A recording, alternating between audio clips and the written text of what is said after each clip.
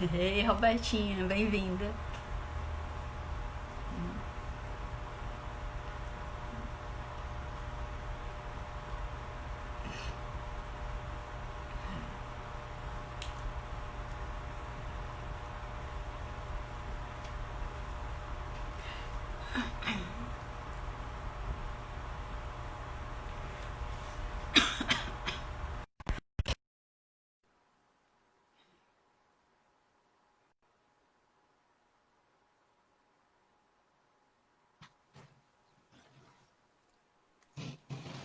Oi, Luiz, boa tarde, tudo bem? Tudo bem, tudo ótimo. Aqui no Rio de Janeiro, com essa loucura que a gente está vivendo, mas está tudo bem. Me escuta? Escuto, só deu uma travada, mas agora eu Pronto, escuto. Bem, pronto, agora te escuto bem também. Né? Então, sim. boa tarde, Boa boa tarde. tarde, boa tarde a todas e a todos os presentes, né? A galera ainda está entrando aí, né? Nós vamos receber hoje, né, no nosso projeto Medicina na Quarentena, o psicólogo especialista em gênero, sexualidade e direitos humanos, né? Mestre em psicologia pela PUC de Minas e doutorando em psicologia pela PUC de Minas, Luiz D'Andrea, né? Que vai conversar conosco sobre sexualidade e o conceito de rizoma em Deleuze e Guattari, um encontro possível, né? Agradeço a disponibilidade do Luiz de estar aqui conosco, né? As contribuições que ele vai trazer certamente aqui para o nosso debate. E agradeço mais uma vez a vocês que estão sempre presentes, né, aqui no Netflix na quarentena. Luiz, a live, ela com 60 minutos, ela encerra, certo? Tá, Mas daí, caso haja necessidade, nós reiniciamos, porque a galera costuma fazer pergunta e tudo. Então, e o seu tempo de fala é livre. Assim, você que diz como é que tá o seu tempo. Tranquilo? tá bom. Tá Já bom, tá, Léo. agradeço a participação. Tá? Vamos Tá, facilitar a vida. eu que agradeço, me sinto lisonjeado, né? É, esse é um percurso que eu venho trazendo, não essa questão do rizoma e da sexualidade, mas essa questão de estudos de gênero, que veio desde a graduação, na minha especialização, no meu mestrado e agora no doutorado, de pensar os autores que eu trabalho, né, os meus intercessores, com a estrada que eu percorro, né, que são os estudos de gênero. Né? Então,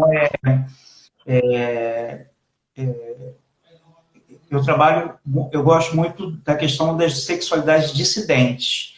E eu estava dando uma olhada em alguns textos para poder me embasar melhor, né? E pensar a questão, a questão de rizoma para Deleuze e Guattari é uma questão fulcral dentro do pensamento deles, né? Principalmente que ele está no primeiro capítulo do Mil Platôs. Eu não vou ficar no Academic 6, nem no Esquizonalês, né? Mas esses autores, eles conseguem inverter, né, outros autores, né? Eles conseguem tirar a pele, eles conseguem contorcer, né? E só um minutinho, gente. Tá. Aí, pá, é que eu estou no meu trabalho, é por isso que eu estou. Aí, tá, parou, parou, então, voltou, né? Aí, voltou, voltou, então a minha irmã Voltou, entrou voltou. também. Ah, tá, minha irmã entrou agora. Bem-vinda. Aí, então é para falar desses autores e de como é que eles subvertem essa questão de gênero, que no contemporâneo agora, ela o próprio Deleuze e o Guattari eles falavam de uma homossexualidade molecular, que eles eram homossexuais molecularmente, né? E isso é muito interessante da gente pensar em sexualidade em gênero. né? E no conceito de rizoma, né? Que o rizoma nada mais, é muito antes, mas é uma raiz que se entranha, né? Tem um texto do Deleuze, acho que é Deleuze e Guattari, Deleuze e Parme, que as linhas, que são as três linhas que formam esse rizoma, né? Essa teia, né? E eu acredito num processo de subjetivação rizomático, que se faz através de rizoma, e que a gente não vê a história da nossa vida como uma história das épocas dos análises, que é uma história, um percurso linear, mas sim uma história Foucaultiana, né? Cheia de entrecortes, né? E a gente repensar, né, essa questão de gênero, né? E aí, eu tive, esqueci o nome do texto do Foucault, que ele trabalha com uma intersexo, e ele descobre esse arquivo de 1700 e pouco, e ele vai mostrar que quem escolhe o sexo é o juiz. E no final ele agora sei que lá esqueci, agora depois eu vou lembrar. E aí essa pessoa transgênera, ela se mata, né? E isso quer trazer muito o que a gente, o conceito de rizoma na questão de gênero, é porque a gente está no mundo, o nosso mundo ele é forma e fluxo, mas só que a questão da forma, ela é muito preponderante, né? E quando a gente pensa em rizoma, a gente pensa em multiplicidade, né? Em questões moleculares, né? Se a gente falar das três linhas, né? Que é uma linha que é a linha estratificada, primeiro que não existe linha boa ou má, né? Existem linhas que fazem o contorno da vida, né? E a segunda linha, que seria a linha maleável, né? A primeira linha é a linha das formas, né? A linha ligada mais ao platonismo, da casa, da representação social. A segunda linha é a linha maleável, né? Quando há esse movimento. E a terceira linha é a linha de fuga, que é onde se rompe e se criam novos territórios. Esses autores, eles não trabalham muito com a questão do bem e do mal, porque uma linha de fuga, ela pode ser uma linha também de abolição, de abolimento. Então, pensar hoje a questão de sexualidade, e vou trazer também a questão de gênero, né, a multiplicidade que cada dia se apresenta mais, né? Se a gente for pensar na questão das letras que estão lá, né, LGBTQIA+, né, eu pesquisei no meu mestrado a questão da sexualidade, mas pensar nessas linhas que entre o B e o bissexual e o homo ou o hétero, existe N-1 possibilidades de eu exercitar minha sexualidade e o meu gênero. Então, a gente tem que tomar muito cuidado, porque a gente fica em questões de marcadores, né? Em identidades fixas, né? E esse processo que a gente tem vivido atualmente, de uma homofobia e uma misoginia cada vez maior, né, de um olhar judaico-cristão, não falando, mas de um olhar né, italiano, o casal é uma cópia, né? Então, as pessoas, elas querem, né, você percebe às vezes isso, que a gente ainda tem um pensamento ainda de cópia, do casamento como o parceiro, ou a parceira com a minha cópia, né? E se a gente abre para a questão que pode ser qualquer coisa, né?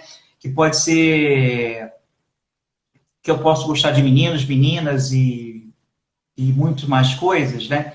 que a vida ela é nômade, né? E pelas teias, né? E pelas linhas que o rizoma faz, né? Tem momentos que eu vou estar mais endurecido, a minha sexualidade, o meu gênero,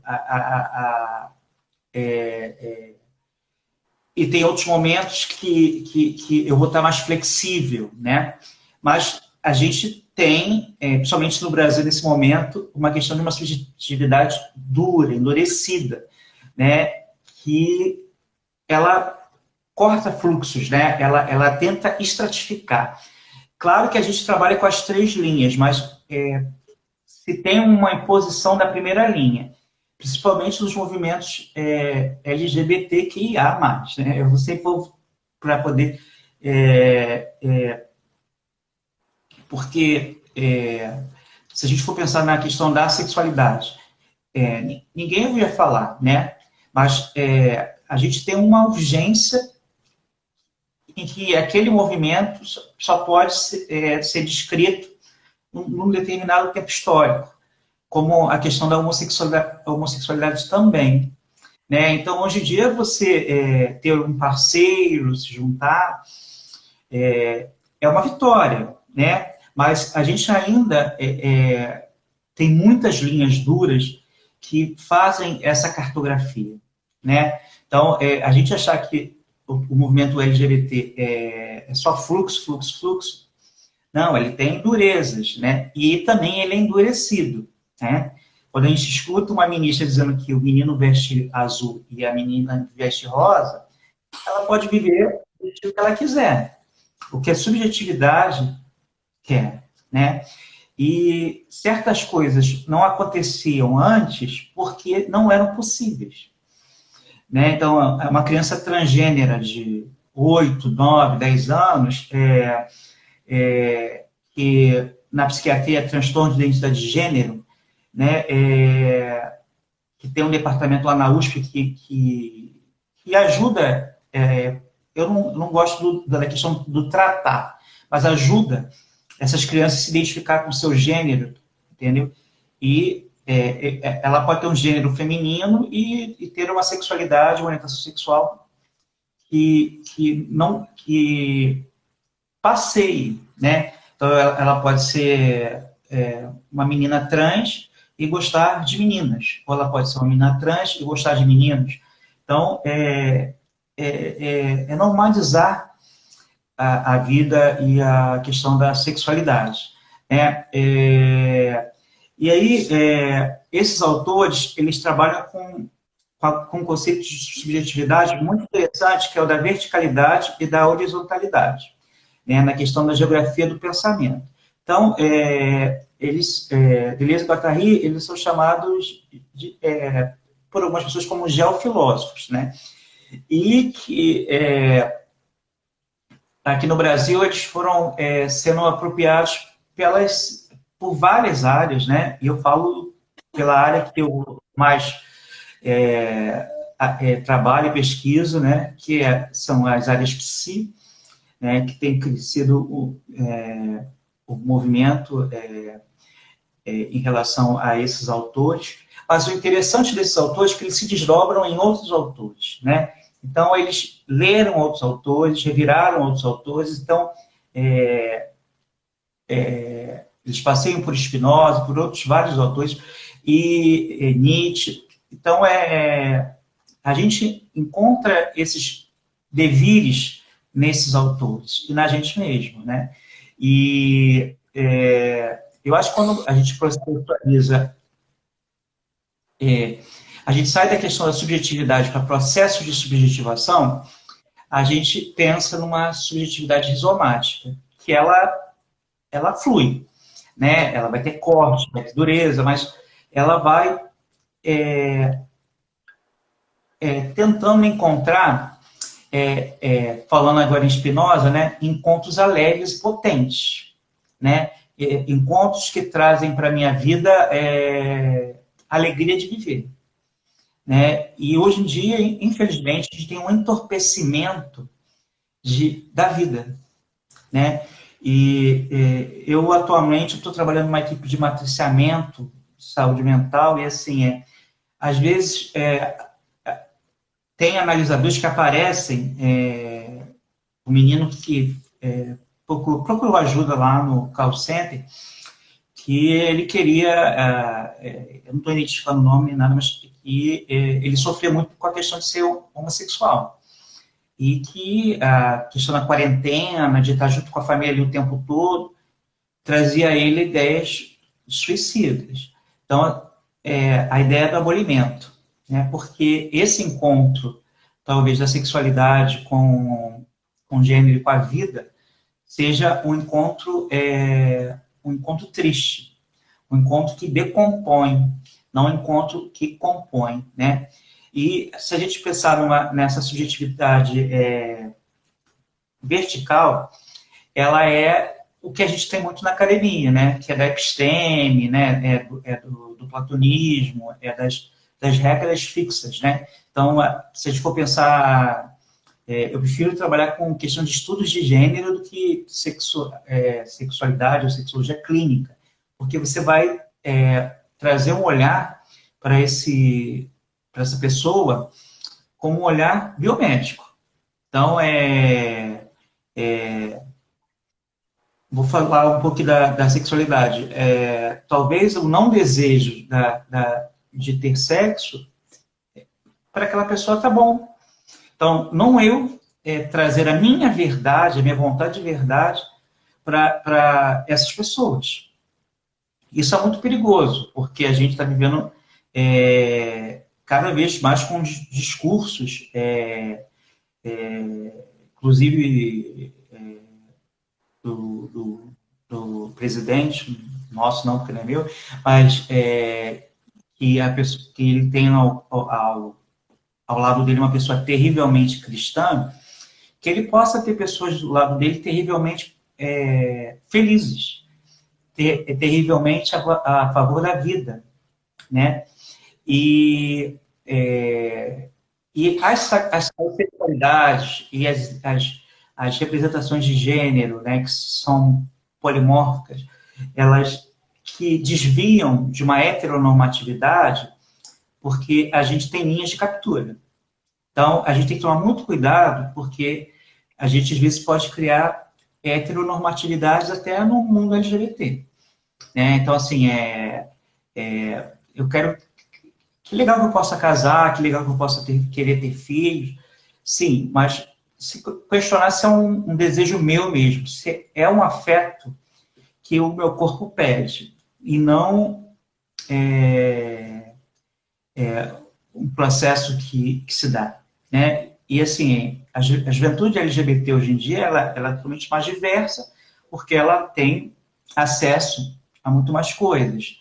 Então, a gente tem, dentro do movimento, subjetividade de várias formas, porque viveram histórias de várias formas, né? Então, aqui no Rio de Janeiro, já tem alguns livros que falam dos cinemões, e as pessoas iam para o cinema pornô para ter relações homossexuais, porque era o lugar que tinha potência e que era aonde aquela linha podia escapar.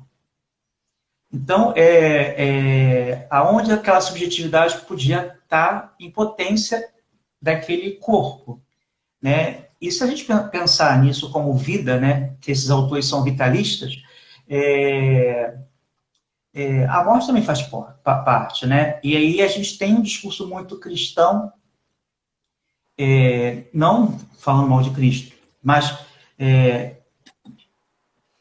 da religiosidade, que há um castigo quando eu não sigo a... Oi? Tá dando para chutar? Luigi, não. Oi? Caiu? Oi, caiu? Opa, voltou agora. Me escuta? Tá, escuta. Pronto, travou na parte que você estava falando que nós temos um discurso muito cristão Tá. e que contra Cristo.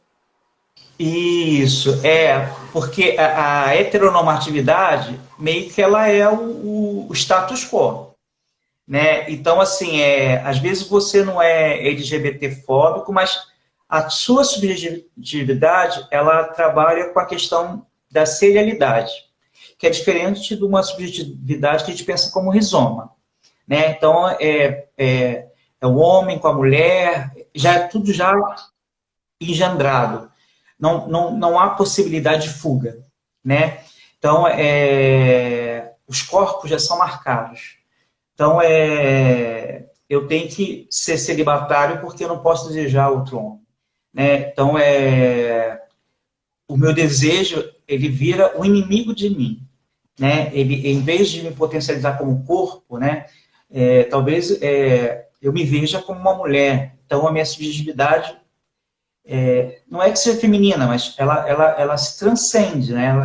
Ela pode ser transfeminina, né? E aí, só que a gente pensando nessas subjetividades como subjetividades singulares, né? Os movimentos, os ativistas foram muito importantes para a gente chegar até agora, né? Mas eu acho que a gente também tem que pensar nos pequenos movimentos, que é na literatura menor, né? Então, eu fui a um congresso na Universidade Federal de Santa Maria e tinha um menino,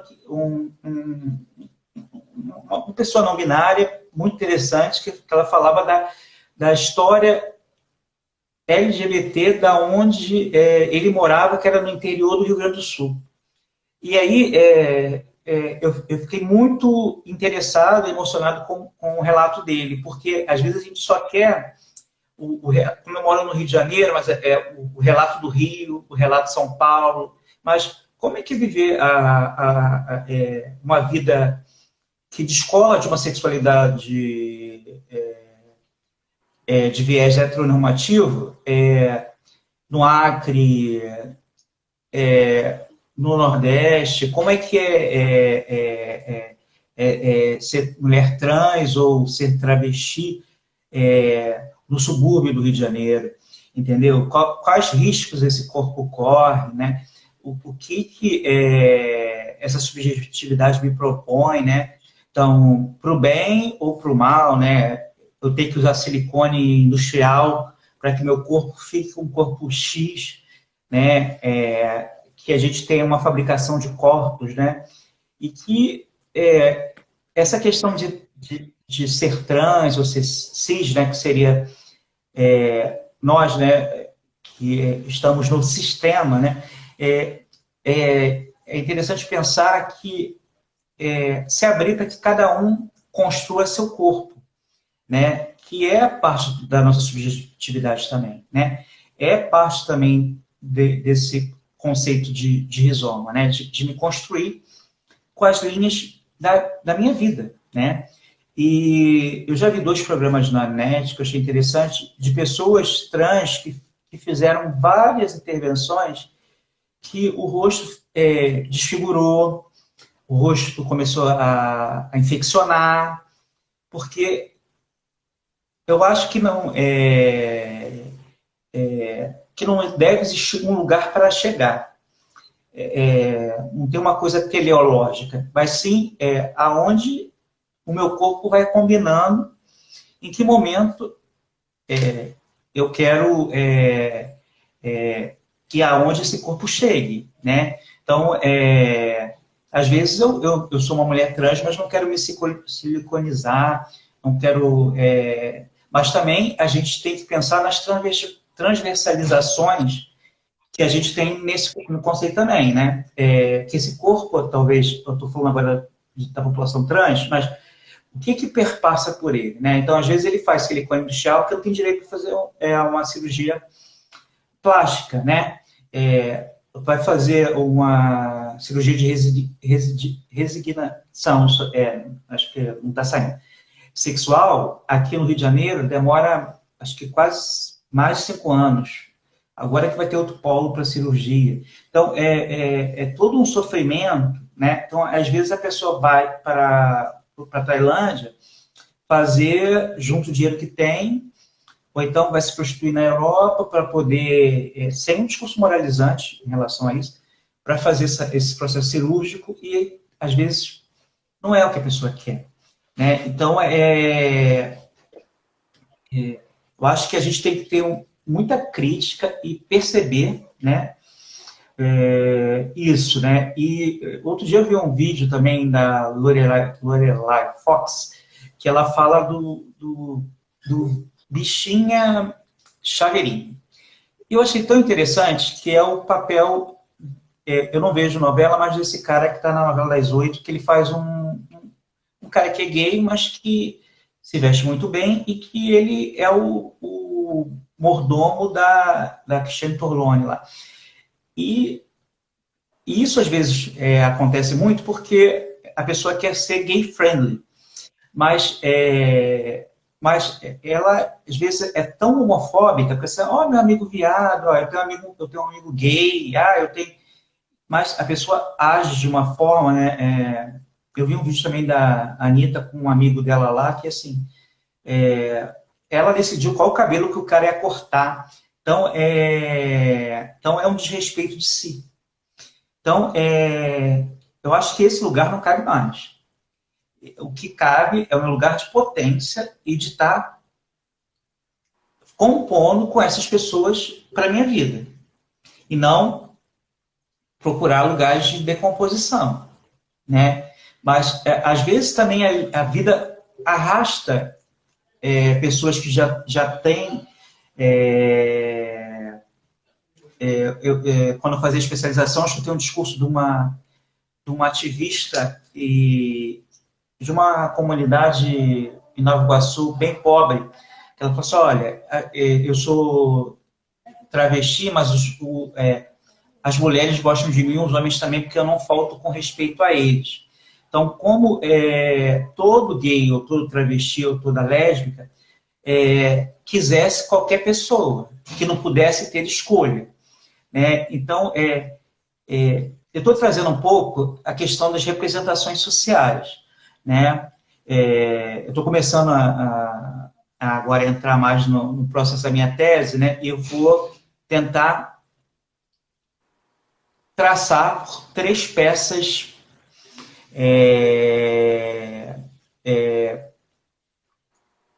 do mundo LGBT, né? E uma que eu vou começar a ler ela, que é transvestilidade peripatética, pensando um pouco no Antônio Lancetti, né? Então, como é que eu posso ter uma sexualidade, né, peripatética, né, que anda, né, que se move, né, que eu não sou mais o mesmo, né? E que marcas esse meu corpo tem, né? E que as linhas de vida vão trazendo, né? E quando a gente já não cria normas que cortam fluxos criativos de viver. Aqui tem uma pergunta aqui assim, mas a própria homossexualidade e transexualidade enquanto identidade. Vamos pensar nela como uma identidade provisória. Né? Então, assim, eu sou psicólogo em determinados momentos, eu posso ser trans, sim, mas tem uma hora que pode vir o devir mulher, o devir mãe, o devir cozinheira. Vários processos, a gente também tem que tomar muito cuidado de ficar com medo de identidade. Às vezes... Então, melhorou? Voltou? Voltou. Aí, às vezes, as trans mais antigas, né? Tem um professor, Marco Aurélio Prado, da UFMG, que ele tem um trabalho maravilhoso sobre a história das trans lá em BH. Que tem um relato que elas usavam tipo um paninho para o homem não ver o membro. Então, por quê? Naquele momento ali, era o possível que era... Então, tinha que ter uma identidade feminina. Hoje, eu posso ser feminina em um determinado momento, eu posso me montar, e no outro momento, me desmontar. Ou então, eu quero estar com o meu corpo feminino.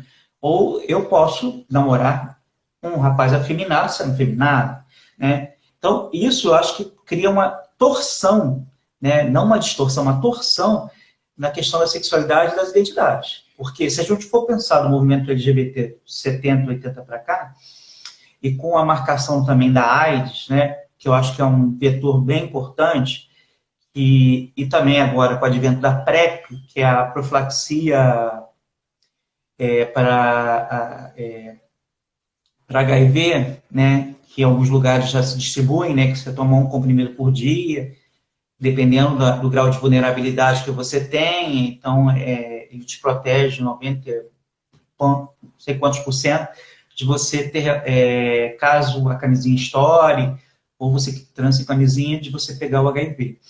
Mas são marcadores importantes na nossa história, né? Acho que na história, dentro desse agenciamento que a gente vive, né? Mas eu acho que, se a gente pensar na Pablo Vittar hoje, ela só pode estar lá porque tem uma historicidade que trouxe ela e uma visibilidade para esse momento. Talvez em outros lugares ela não possa chegar, né? Então, como é que também pensar nessa questão rizomática, ou seja, como é que é ser trans dentro de uma comunidade? Né? Como é que é ser trans dentro de uma família evangélica, né? Que teve agora, parece um programa meio focalizado, que eu vou trazendo alguns exemplos, né? De uma cantora gospel, que é famosa, e que o filho dela morreu e o outro foi para os Estados Unidos viver com um parceiro e apareceu a foto dele como drag. E ela escreve dizendo que ela fez tudo que ela pôde fazer como mãe. Então, assim, como ela tivesse errado, mas que ela o amava mesmo assim. Mas a gente tem que inverter isso, né? Esse amor, ele tem que ser independente de ser ou não ser, né? É daquele corpo que se construiu ali, né? Então, é daquele corpo que é desejante, né? Porque a gente tem muita... em 2020, a gente tem muitas pessoas ainda com sofrimento mental devido a questões de gênero, né? Porque você, principalmente aqui no Brasil, essa questão de muito polarizado, né? O movimento queer e o movimento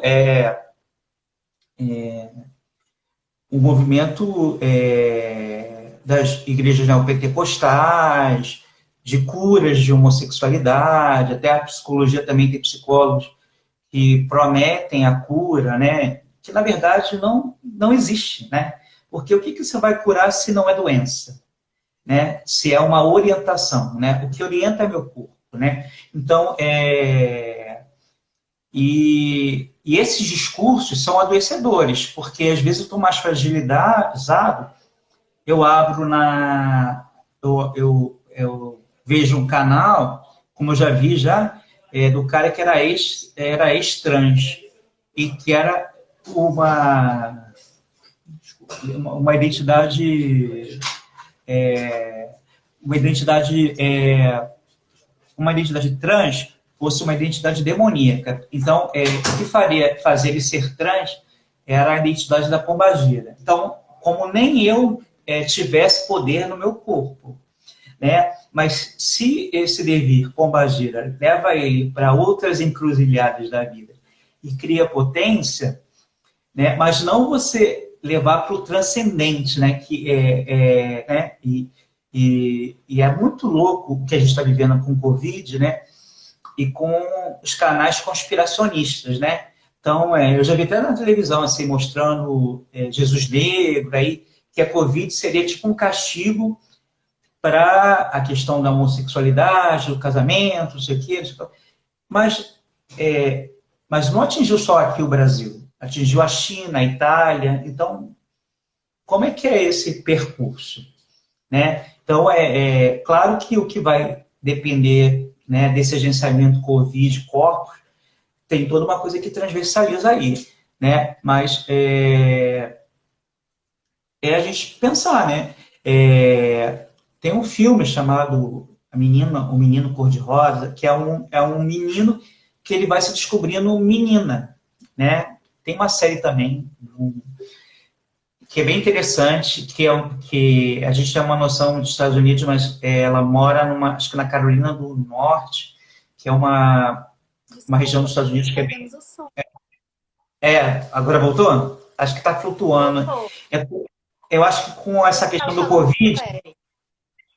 Ah, tá. É uma série americana, esqueci o nome dela, que é de uma menina trans, que vai mostrando o dia a dia dela. Então, assim, a questão transfóbica, a cirurgia dela de mudança de sexo, a cirurgia, como é que a mãe compreende isso, como ela tem o primeiro namorado. Então,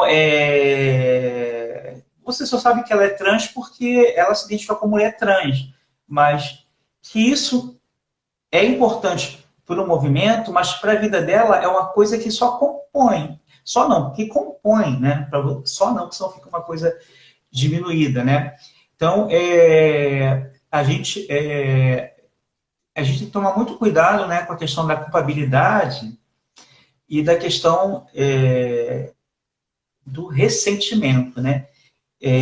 Dos afetos tristes, que vão existir na vida, mas que eles não podem ser centrais, porque senão a gente vai criar ressentimentos e rancor.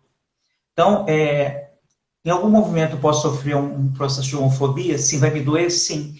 Mas o que eu posso fazer a partir daí? Né? Então, e às vezes o Deleuze fala muito isso, também, da questão da prudência. Né? Então, como é que eu posso, como movimento, como publicação, me criar, né?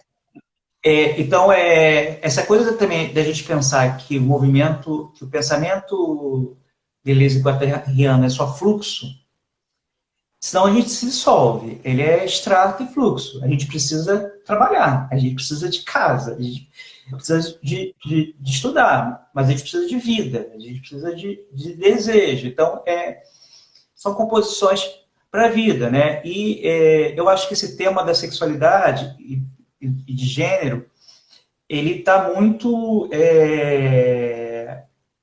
em voga, né? Principalmente pelo factoide da ideologia de gênero, né? Que, na verdade, não existe. Né? É como tivessem pessoas comunistas ou pessoas pérfidas, né? Que eles jogam para esse movimento direita barra pesada, que todo gay ou transexual é pedófilo, né? E você vê vários caras que são heterossexuais e pedófilos. Então, como fosse ou como sofrer um abuso na infância. Então, assim, é a criação sempre da falta, é do ser faltante, né? E para a gente inverter isso como para o ser desejante. Então, rizomatizar é criar novas linhas e novos processos, né? Então, se eu me prostituo nessa época de Covid, como é que eu posso me reinventar? Né? Eu vi um papel que o pessoal do movimento estava falando assim, olha, faça programa virtual para você evitar de se contaminar com Covid. É uma reinvenção. Né? Então, assim, como que a gente pode se reinventar na academia com professoras e professores trans hoje, que discutem eles próprios do seu lugar de fala, né? E eu acho que a gente tem que se abrir para a polifonia. Eu acho que o rizoma, né? Ele abre para a questão das linhas tagarelas, né? Que a gente tem que ter bastante atenção para poder captá-las, né? Porque às vezes são movimentos moleculares, né? Tem uma parte do 1000 Platôs 3, que é um que marcou desde a graduação, que são as 3 novelas, né? Que algo se passa entre a menina vai ao correio e entre o cara do correio e ela, algo se passa que os dois não são os mesmos. E esse movimento, ele é muito comum com a gente. Ele acontece toda hora. A gente se passa e repassa, transpassa por outras pessoas e a gente nunca é mais o mesmo. Só que é imperceptível, mas tão potente, né? Quando eu me permito que isso aconteça, eu posso me endurecer, né? Então, e tornar a sexualidade algo sacro, né? Que eu estava vendo também, porque eu me interesso também nessa circuncisão, religião, sexualidade, de que tem um lado do espiritismo que quando há o sexo, tem uns guardiões que ficam lá. Se esses guardiões não estão ali para guardar a relação sexual, entram outros espíritos que são espíritos devassos. Então,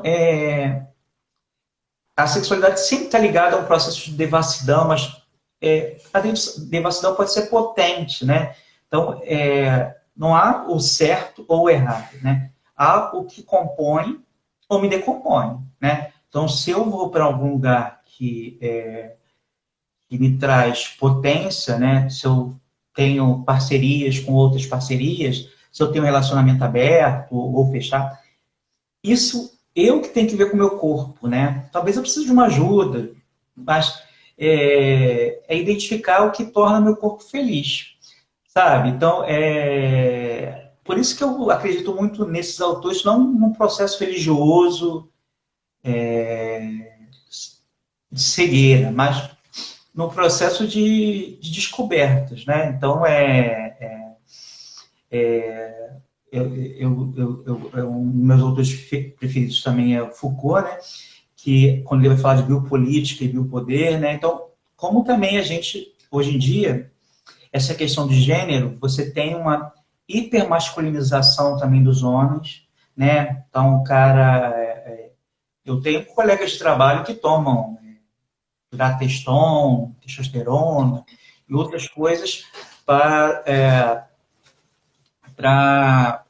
poderem estar um shape da moda. E será que esse shape é o shape que eu quero? A que custo eu tenho que fazer isso, né? Então, eu tenho que ter uma hepatite, ou então fazer igual uma que era famosa, que ela fez 25 cirurgias plásticas.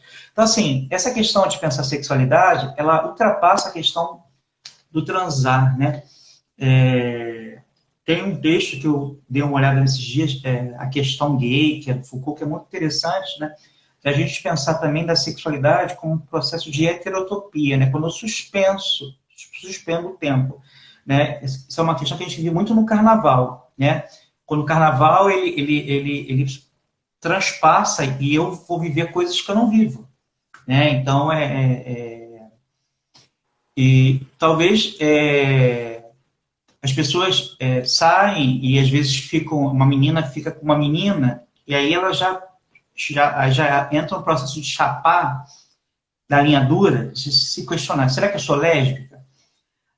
Mas será que é importante eu saber disso ou me construir com isso? Porque às vezes pode ter sido só um encontro, ou vão ter outros encontros, né? Então, assim, é como a descoberta de uma sexualidade dissidente tivesse que vir da infância, né? O Freud trabalha muito dessa questão, a Melanie Klein, dessa questão do complexo de Édipo, que eu não domino muito, né? Mas, mesmo sendo psicólogo, mas que se vão que se corta um pouco desse elo mamãe e papai, né? Que possam se criar, né? Hoje em dia tem os trisais, né? Tanto hétero como homo, trisais abertos, trisais fechados. Quem quer trabalhar com percurso de estudos de gênero é muita coisa. Você não consegue abarcar tudo, mas é interessante porque é uma produção de reinvenção e de pessoas que estão tentando trazer potência para a sua vida. Não é que não haja agrura em ser gay ou ser lésbica ou qualquer identidade. Assim, né? Mas a gente tem que... a nossa vida é um caos, né? Só que como é que eu vivo esse caos e crio formas, que é a questão. Então, eu acho que a gente tem que pensar na sexualidade, nos estudos de gênero, como um processo proativo, né? de vida, né, de vitalidade, né, e não um processo de classificatório. E, às vezes, né, para a mulher trans poder fazer a cirurgia, ela tem que entrar no CID, que é o Código Internacional de Doenças, para ela poder operar. Então, para poder ter uma IH, que é a folha hospitalar, para poder estar identificado lá como mulher trans, para disforia de gênero. Se eu estiver errado, vocês me corrijam.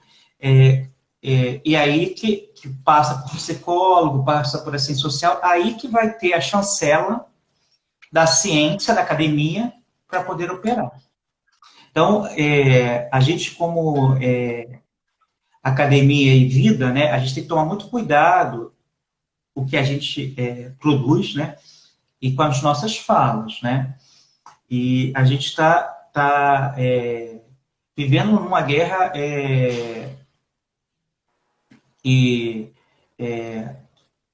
aqui no Brasil muito da academia com sócios de direita, né, que tem uma visão de uma academia que traz pensamentos pernósticos, né? Aqui no Rio de Janeiro teve um rapaz que ele terminou o doutorado dele, acho que é Vitor, sobre orgias masculinas. O pessoal escreveu uma carta para a CAPES, como é que a CAPES dava uma bolsa para doutorado, para pesquisar pessoas adoecidas, que participavam de sexos grupais, de surubas e essas coisas mais. Então, a gente percebe como é que há um adoecimento da nossa sociedade, dos nossos sócios, né? Se aquele corpo se compõe, né? Aí que a gente tem que perceber se eu estou nesse processo, se eu estou me compondo ou se eu estou me decompondo, né? E se esse colega pesquisador, que é antropólogo, ele vai para esse lugar para poder cartografar ou pesquisar, né? Fazer uma etnografia, né? Desse lugar, eu acho que traz a visibilidade, traz para visibilidade essas pessoas. Cria uma urgência, né? Então, quando eu pesquisei sobre a sexualidade, é pesquisar uma urgência, né? Porque para muitas pessoas eu não posso não ter desejo. Eu tenho que ter desejo e, se for homem, muito mais, né? E a mulher ainda se tem um papel da mulher que dá prazer ao homem, né? E não de um prazer que se recria, né? Então, não de uma sexualidade pornográfica no sentido potente, mas uma sexualidade endurecida. Do filme pornô, que a mulher hoje em dia tem as pornôs feministas, que eu não entendo muito, mas que aquela mulher ela é só um corpo usado para a produção de filmes, né? Então, assim, esses encontros eu acho que a gente tem que desfazer, né? Mas criar e se recriar. E eu gosto muito desse nome, rizomatizar, né? Então, na minha escrita, na minha potência, no meu momento, na minha parada, né? Então, tem momentos que eu posso estar com parcerias, tem momentos que eu posso não estar, tem momentos que eu queira estar mais feminina ou mais feminino. Então, que eu crie brincadeiras com o meu corpo, né? Então, criar devires crianças, né? Então, que o dever é sempre menor, né? Então, se abrir para esse, né? E não me fechar, né, o meu corpo e estratificar, né? Petrificar, né? Então, e também perceber que cada tempo é um tempo de cada um. Então, talvez ter pessoas que essa questão do armário, é bom a gente pensar o armário como um processo de agenciamento. Em alguma época, ele era importante porque ele protegia aquela pessoa de algo. E em outros momentos, ele foi se abrindo os armários, né? Então, hoje, a possibilidade de muitas pessoas estarem fora do armário, porque tiveram as primeiras que abriram esses armários, né? Mas que isso não seja também um processo obrigatório, e sim um processo que eu sinta desejo e que meu corpo peça, entendeu? Então, eu acho que é isso, sabe? Então, eu acho que a gente pensar em cartografia, em sexualidade, pensar numa proposta geográfica, né? De um território, né? Que é um território movente, né? De uma historicidade, que é uma historicidade, um processo genealógico, né? Que eles, mais Foucaultiano, né? Que ele vai se entrecortando, né? Que não há uma linha, né? Eu nasci no dia tal, fui adolescente no dia tal, me descobri gay com 15 anos.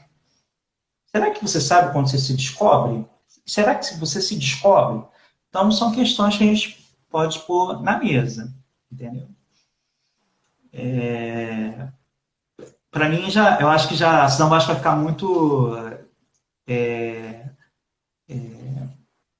grande, mas porque senão eu mesmo me perco. Então, acho que eu quis trazer um pouquinho, né? E aqui, só falar só uma última coisa aqui, né? Da questão do livro Mil Platôs, que é um livro máquina, né?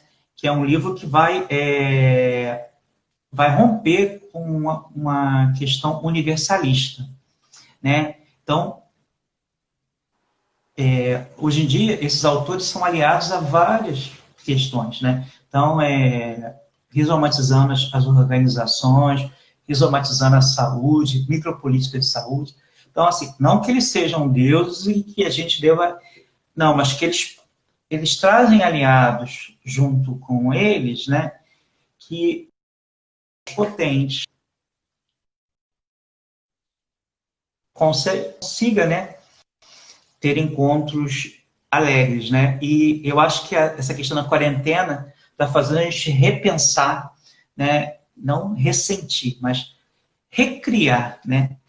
Ou melhor, fabular, né? Fabular, criar fabulações sobre a minha vida. Tá bom, professora?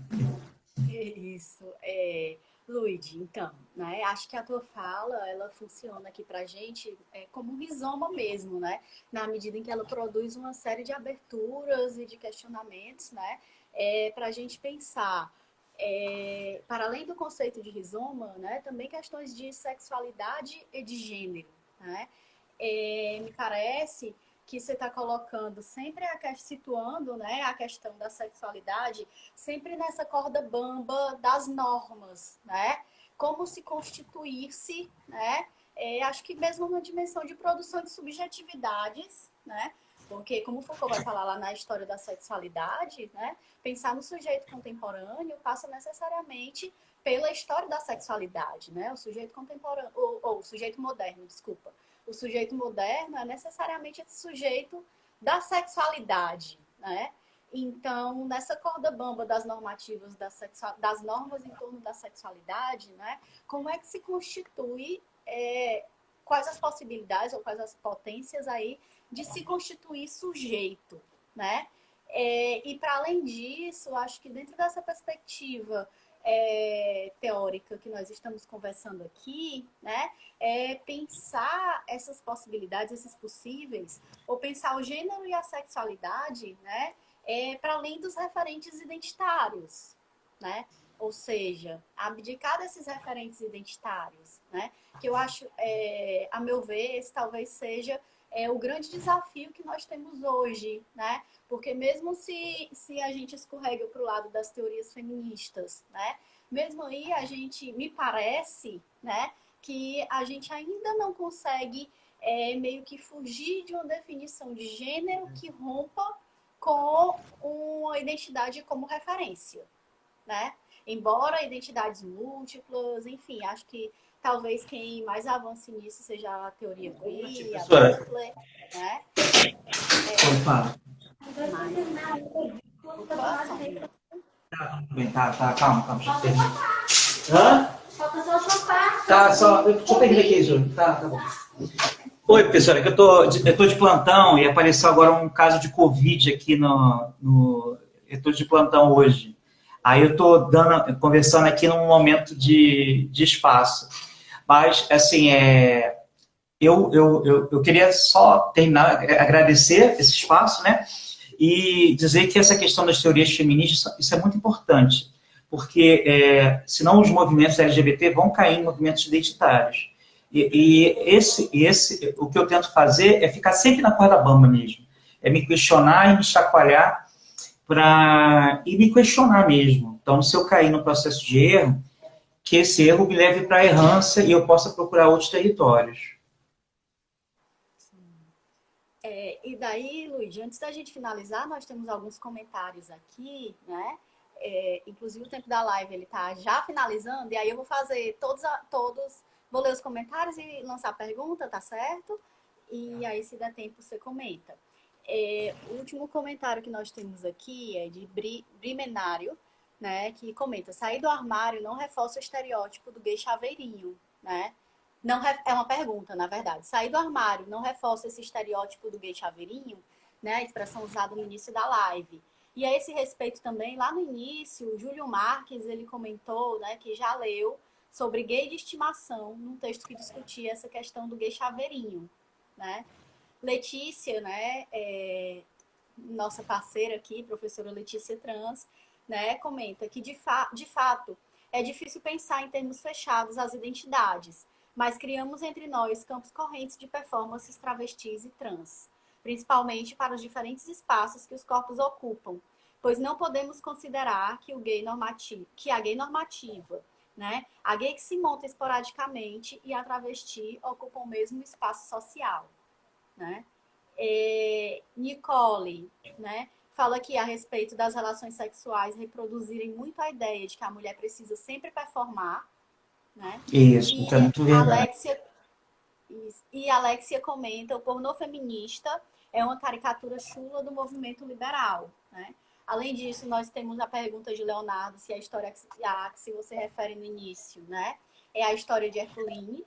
E Herculene Roberta Barbante. comenta, né, que talvez seja a verdade do sexo, o texto do Foucault, nos ditos escritos, ou a história de Herculine. É a história de Herculene Barbante. Isso. É um texto bem potente. Entendeu? E tem o texto do Foucault, que é o Saber Gay. Sim. Que é o outro que a Roberta refere. Então, as questões colocadas foram essas, os comentários, né? Assim, como você tem também essa limitação de horário, né? Te passo a palavra, te agradeço, né? E te passo a palavra se você tiver alguma consideração a respeito. Não, eu acho que as pessoas. Eu sugiro que vocês vejam o vídeo da Lorelai Fox sobre a questão da bicha chaveirinho. Forma Estamos... esse estereótipo que é o clô da novela das nove. Então, que é a bicha que anda comigo quando eu vou no cabeleireiro e que faz a graça para todo mundo rir.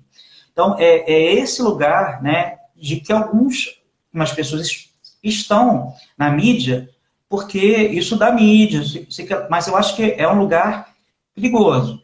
E que eu queria muito agradecer, né, e que ver a academia se interessando pelos estudos de gêneros e por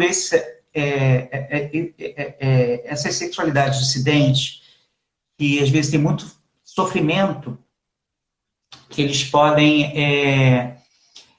que a gente pode criar uma escrita bailarina, né, e rizomatizar esses corpos, né, que eles possam se recriar. Eu acho que na própria academia mesmo e nos outros espaços também, né? Não ficar uma coisa, como o Foucault fala, e beleza, fazer um processo de teoria-prática, né? Um revezamento, não só teórico, mas prático também da vida. Tá bom, professora? Eu te Muito agradeço obrigado. mais uma vez, Luiz.